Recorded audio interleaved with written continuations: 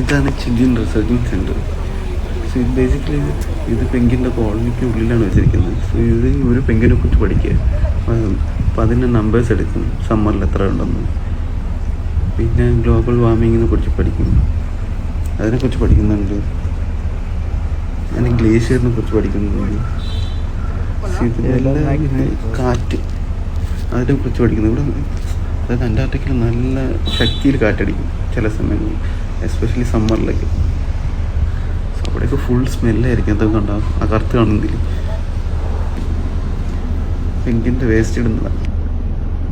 സുഖമാണ്. ഇവിടെയാണ് പെങ്കിന് കുറേ സ്പോട്ട് ചെയ്തിട്ടുണ്ട്. ഇപ്പോൾ ഒന്ന് വരും. ഇവിടെ കറങ്ങി നടക്കുക. സുഖമാണ് തോന്നുന്നു.